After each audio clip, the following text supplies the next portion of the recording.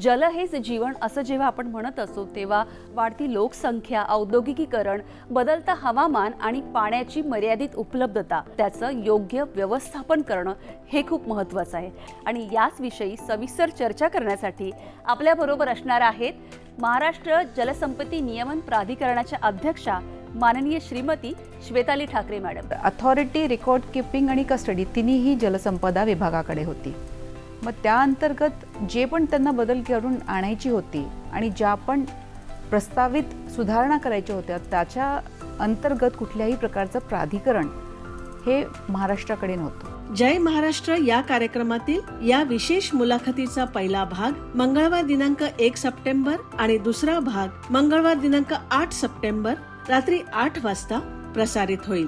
हा कार्यक्रम माहिती व जनसंपर्क महासंचालनालयाच्या समाज माध्यमातून देखील पाहता येणार आहे।